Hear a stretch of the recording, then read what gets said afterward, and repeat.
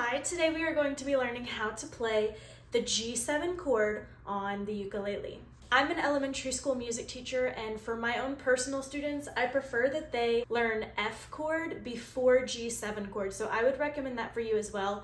If you don't already know how to play F chord, go ahead and watch the video linked above and then come back to the G7 video because I think it will be really helpful if you know F chord first. Let's just take a look at the chord charts for a second and see if you can compare and contrast the finger placements for F chord and G7 chord.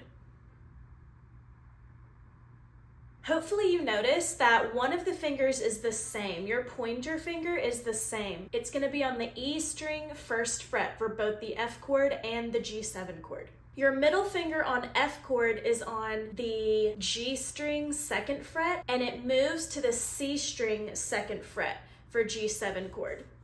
Okay, so that's a really small movement that should be relatively easy for us. Okay, so far we have 2 out of the 3 finger placements needed for G7 chord. The last step is to add our ring finger, and our ring finger is going to go on the bottom string, the string closest to the floor, otherwise known as A string, and it'll go on the 2nd fret. Now, a lot of times my students really want to put their finger on the 3rd fret, which is where you play C chord, but that is not where your ring finger goes for G7 chord. A part of the reason why I think my students want to put their finger here, not only is it familiar to them in C chord, but also I think their fingers feel so cramped up here that they feel like they can't make room for their ring finger to go on the 2nd fret where it needs to go. If you're having that problem too, if you're sitting here with your first 2 fingers down for G7 and you can't seem to get your ring finger down in the right spot to play G7, what I would recommend is you need to relax your wrist, because if you're holding it super tense, it's going to be hard for you to move your ring finger where it needs to be, okay? So don't lock your wrist into place. Make sure your wrist is relaxed and can move around freely. I would also recommend lifting your left elbow up a little bit. When you move your elbow up, your wrist will move up too, and then it will create more room for you to put your ring finger down where it needs to go. If you're not sure how far up to hold your elbow, it doesn't have to be way up here, right? That would just look silly and it's kind of uncomfortable. What I would do is just lift your elbow up far enough where the side of your hand is basically touching the headstock.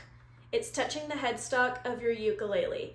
Once you've gotten to that point, you can't really go any further, so obviously you would need to stop there, but that should be plenty of room for your ring finger to go where it needs to go to play this chord. Now that our fingers are in the right spot, let's make sure that all 4 of our strings are sounding the right way before we try to play this chord. Let's start with our top string, G string.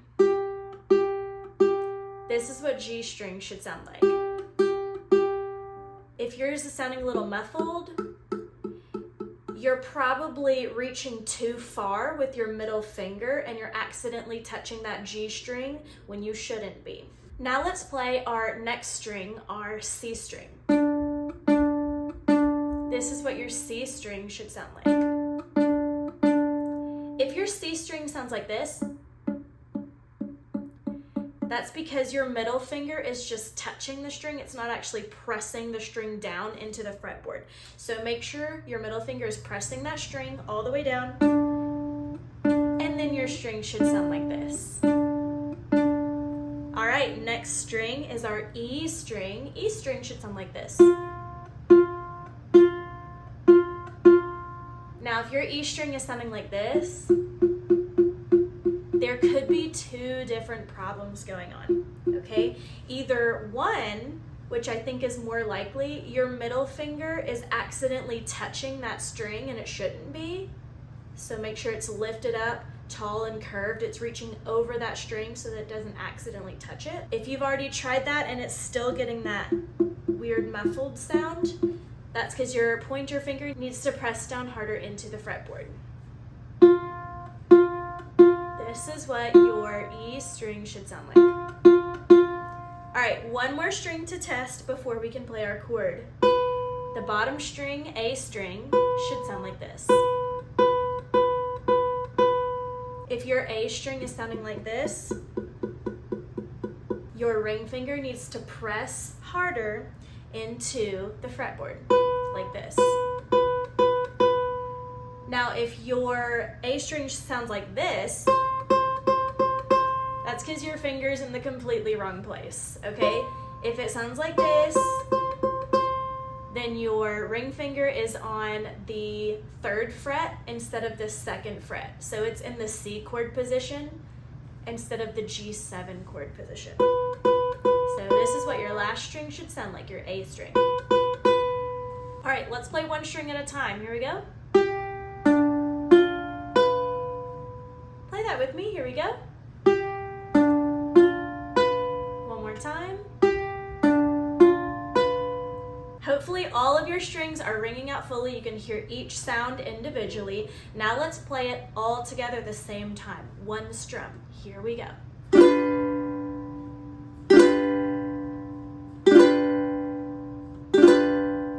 Nice. Remember, if you're hearing any of those muffled sounds, make sure your fingers are in the right spot. They're pressed down into the fretboard so all the strings ring fully. And make sure they're not touching any extra strings around it. Now take your left hand away from the fretboard and try to replace your fingers in the right spot to make G7.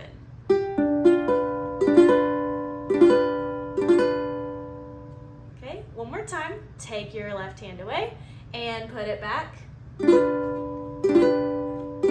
When you're first learning this chord, it's okay if it takes you a few seconds to remember the exact spot your fingers are supposed to go.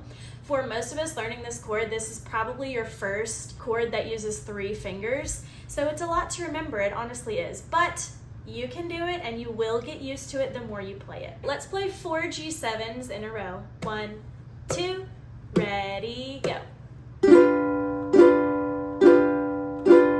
1, 2, ready, go. 1, 2, ready, go. One more time, get ready and go. Very good. All right, if you're still struggling a little bit with your G7 chord, that's totally okay. This happens to a lot of beginners at this stage in the ukulele journey. What I would do is just practice taking your hand away and putting it back into the right position for G7, and just keep practicing that until you feel comfortable with that placement. If you feel good with your G7 chord, fantastic. I think your next goal should be practicing switching in between F chord and G7 chord. And from there, I would recommend next switching in between C and G7.